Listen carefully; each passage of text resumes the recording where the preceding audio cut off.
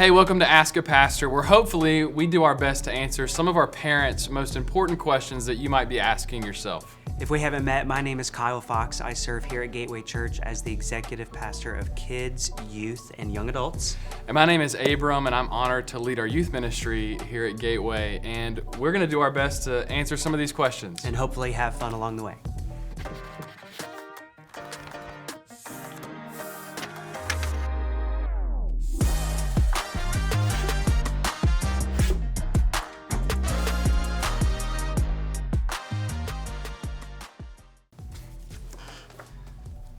Name a time you felt most supported. Oh. God, I feel like I could tell a story about you. Okay. I could. Is this an icebreaker? Because I could go real deep here. Okay, I'll do not as a serious one. My parents are great at this. I'm blessed with really great parents. I've got a Facebook mom. She's amazing. Everybody in the world knows what's going on in Abram's life because of my mom. But I'd say anytime there's ever been a little thing of like what we would call promotion or any opportunity, my parents are always the first people to shoot me a text. It's always meant a lot to me. That's great. I have had the privilege of having some wonderful oversights, bosses, whatever word you want to use for them here at Gateway. And even up to this day, awesome people that have poured into me. There's one man that was my oversight for I think 8 years, and I felt so supported. He would always, when I would ask him a question, he would always say, "What would you do?" And I would tell him what I would do, and I think 80% of the time he'd end up saying, "Well, it sounds like what you need to go do then." But I felt covered by him. Yeah.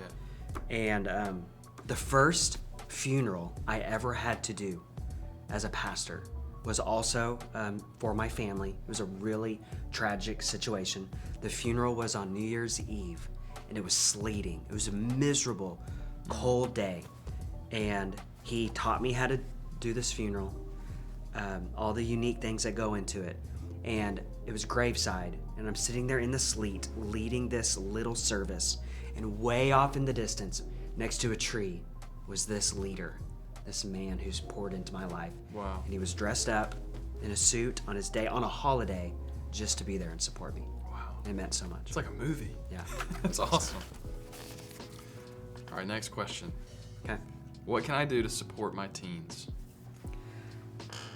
We've said it before. I don't want it to come across too simple, but just the power of presence, especially in a busy world, a world filled with a lot of screens. I think we have a lot of present parents with absent hearts. Yeah. I'm preaching to myself here. I'm at my best when I am present. Yeah. Not just physically, but when I'm attentive. And I think that's huge for our families. Yeah, that's great. And I'd say my answer would probably go hand in hand is to listen.